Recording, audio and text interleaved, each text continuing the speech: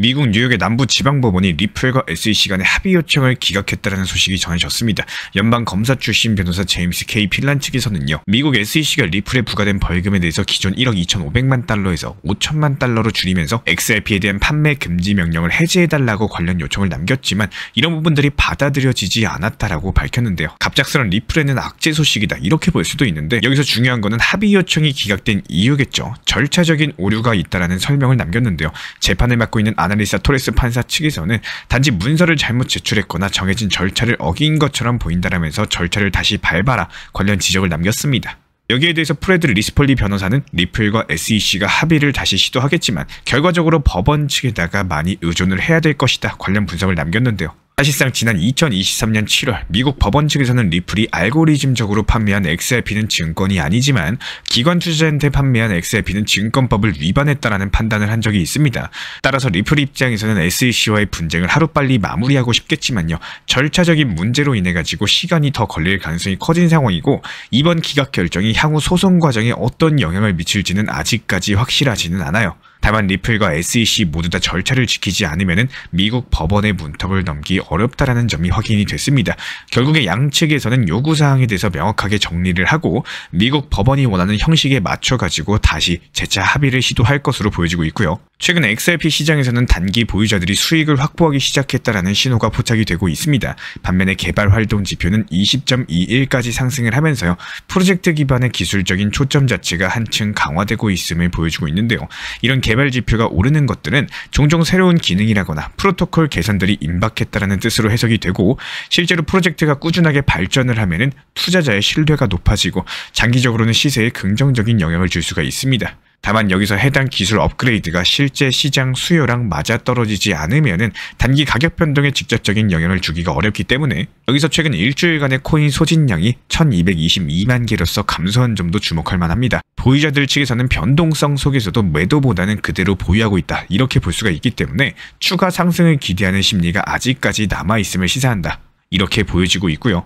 현재 XRP는 단기 기준에서 눈에 띄는 조정을 받고 있는 모습이에요. 최근에 고점은 3,700원대에서 형성이 됐고 이후에는 강력한 매도세가 쏟아지면서 가격은 빠르게 하락을 하면서 오늘 기준으로 3,300원까지 눌린 상태인데요. 단순한 조정이라기보다는 지난 상승 흐름에서 만들어졌었던 추세 지지선 구간을 다시 테스트하는 구간으로서 해석이 가능하고 기술적 지표로 봤을 때 현재 시세는 20일 이평선의 기준선이 3,400원 아래쪽에 위치하고 있습니다. 이 구간에 대해서 회복하지 못하는 경우에 단기적인 반등 탄력이 다소 제한적일 수가 있기 때문에 지금 시점에서는 이탈이냐 반등이냐를 구분을 하셔야 되는 자리인 거고 이 시점의 움직임이 향후 며칠간의 방향을 가를 수가 있을 것으로 보입니다.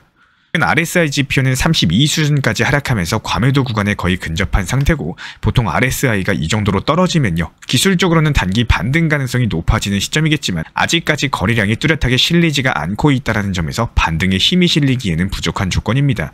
MACD 역시 마찬가지로 하방 방향을 유지하고 있는데요. 히스토그램 같은 경우는 계속해서 음봉을 그리고 있고 MACD 선이랑 시그널 선 간의 간격도 여전히 벌어진 상태이기 때문에 하락 흐름 자체가 아직 완전하게 꺾이지는 않았다는 뜻이고요. 기술적으로는 아직 매도 에너지가 이어지고 있다는 판단이 가능합니다.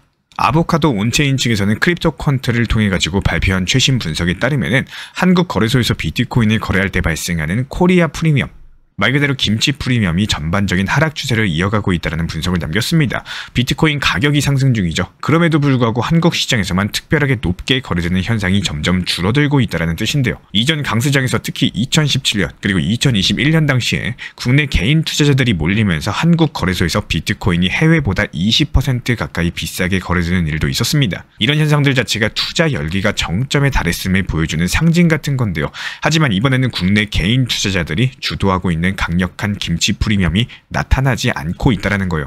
이런 변화들이 암호화폐 시장에서 개인 투기 자금보다는 기관 투자자들의 영향력이 더욱더 커지고 있음을 시사하고 있고 실제로 미국에서는 현물 비트코인 ETF가 운영이 되면서 기업과 대형 기관들의 참여가 점점 늘어나고 있습니다. 덕분에 비트코인 가격을 끌어올리는 주요 세력들이 과거와는 다르게 글로벌 기관 투자자가 된 거고 프리미엄이 약세를 보인다는 것은 그만큼 지금의 상승세가 옛날처럼 국내 개인 투자자가 만들었다라기보다는요, 대규모 기관 투자들 그리고 글로벌 자금 흐름에 의해서 주도가 되고 있음을 보여주고 있습니다. 한때는 10% 안팎의 프리미엄 자체가 적전선으로 여겨졌었는데요. 최근에는 이 정도 수치조차도 현재 높게 평가될 수가 있고요. 결국에 이런 현상들이 비트코인이 예전처럼 급등락을 반복하는 대신에 조금 더 안정적인 성장을 가능하게 할 것이다. 이런 가능성을 열어주고 있습니다. 소매 투자자들의 과열된 심리보다는요.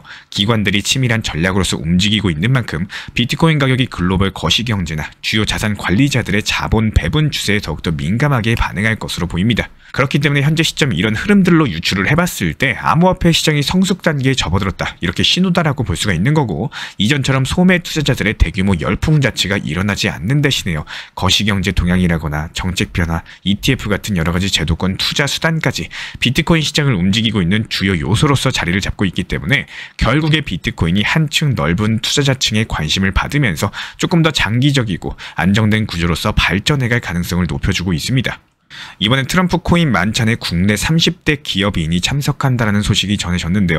5월 22일에 열리는 오피셜 트럼프 상위 25명 보유자를 위한 비공개 저녁 만찬에서 하이퍼리즘 대표인 1990년생 오상록 씨도 함께한다라고 뉴시스가 보도를 남겼습니다. 트럼프 코인 보유량 1위는 트론 창립자인 저스틴 선으로 추정이 되고 있고 밈코어 공동 창립자, 비트마트 CEO, 신세틱스 창립자까지 25명이 명단에 오른 것으로 알려지고 있고요. 한편 미국의 비트코인 현물 ETF는 이틀 연속 자금이 순유입이 되고 있습니다. 이번에 순유입된 금액은 1,600억이고요. 블랙록에서 가장 크게 유입이 됐고 나머지 피델리티, 아크인베스트, 그레이스케일은 유출이 됐지만 그럼에도 순유입 추세는 계속되고 있습니다. 미국 상원에서도 암호화폐 규제 움직임이 계속되고 있어요. 공화당의 상원 원내대표 측에서는 5월 19일 재투표가 예정되어 있는 스테이블코인 규제법 지니어스 법안 최종안에 대해서 다시 제출을 했고 구체적으로 스테이블코인의 미국을 연상시키는 용어를 사용하지 못하도록 하면서 빅테크 기업이나 비금융 상장 기업들이 금융 리스크 관리 그리고 소비자 데이터 보호, 공정거래 기준을 충족하지 않는 경우에는 스테이블코인 발행을 금지한다라는 조항이 포함이 됐습니다. 결국에 글로벌 시장에서 암호화폐와 관련된 정책 그리고 제도 정비가 빨라지면서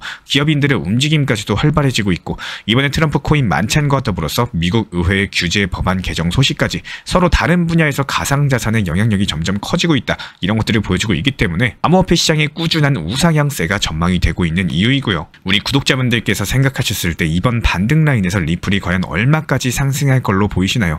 아마 최근에 순간적인 반등세로 리플이 상승하는 걸 보고 따라가지고 고점에서 추격 매수하신 분들 분명히 계실 겁니다. 리플 평단가 3,500원, 600원에서 매수하신 분들 많이 계실 거고 어떤 누군가는 오히려 적당한 단기 고점이라고 판단하고 일부 비중은 수익 실현 혹은 비중을 낮추신 분들도 있으실 거라고 생각을 해요.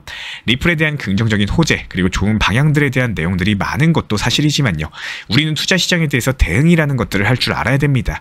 제가 여기서 말하는 대응은요. 최근 순간 리플이 3,600, 700원까지 상승했다고 해서 무조건 뒤따라서 올라간다. 이제 다시 4,000원 회복한다. 4,900원까지 다시 올라간다. 이런 생각만 하시는 게 아니라 불과 2주 전, 한 달 전까지만 생각해봐도 리플이 2,000원 후반대 순간적으로 2,400원까지도 빠졌습니다. 이 당시 3,000원 라인에서 긴 시간을 보내고 있었을 때의 투자 심리를 한 번쯤은 생각해 보셔야 된다는 거예요. 그때만 해도 조금 회복하면은 일부 비중 낮춰야지, 현금 비중 확보해야지, 분할 매수해야지 이렇게 생각만 하다가 결국에 상승 나오면은 전부 다 잊게 되는 게 투자 심리입니다. 즉슨 대응이라는 걸 잊어버리고 그냥 무지성 장기 투자로 바뀌게 된다는 거고 저한테 문의하시고 궁금하셔서 답변 드린 모든 구독자분들 기억나실 거예요.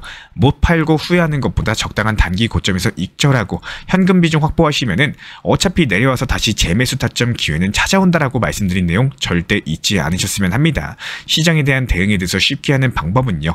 경우의 수를 읽을 줄 아셔야 되는데 지금 리플이 조금 반등했다고 상승할 거라는 경우의 수만 생각하시는 게 아니라 여기서 리플이 다시 내려오면은 다시 하락했을 때 내가 어떤 대응을 할지 어떻게 포트폴리오를 구성할지에 대한 대응 전략을 세울 줄 아셔야 돼요. 내 매수 단가 3,100원에서 200원이다라고 해서 그냥 들고만 있으면은 얼마까지 오르면 팔아야지 5년 들고 있으면 팔아야지 이런 마인드로 솔직히 접근하신다면요. 몰빵 투자하고 업비트 지우고 딱 5년 뒤에 열어보는 게 맞습니다. 하지만 사람 투자 심리라는 게 그게 절대 안 되죠. 차라리 날씨도 사계절이 있고 계절에 맞는 옷을 입는 것처럼 대응과 전략을 통해서 누구에게나 똑같이 흘러가는 시장, 시간을 잘 활용하시기를 추천을 드립니다. 우리 구독자분들 못 팔고 후회하지 마시길 바래요. 또 지나고 나서 그때 팔 걸, 코인 신사 말 듣고 원칙 매매할 걸 지나가고 나면은 또 사이클이 찾아오기까지 시간이 걸립니다. 제가 안내해드리고 있는 코인 신사 채널 멤버십 전용방에 대해서 짧게 설명드려 보도록 하겠습니다. 리플, 암호화폐 시장에 대한 중요한 이슈, 그리고 브리핑이나 시장의 흐름에 대한 전문적인 분석 내용 설명과 함께 차트상의 기술적 분석, 온체인 지표와 투자 심리에 대한 내용들을 같이 안내 도움드리고 있고, 가장 중요한 투자 심리를 컨트롤하기 위해서 포트폴리오의 구성에 대한 노하우, 투자 심리 컨트롤에 대한 내용도 같이 안내드리고 있습니다. 코인 신사 스터디 멤버십 가입하신 분들께서는 아래 번호 혹은 신청 링크 통해서 남겨주시면 제가 연락드리고 있고, 안내 설명과 함께 신사 채널 리플 전용 멤버십 방에도 입장 안내 설명드리고 있습니다.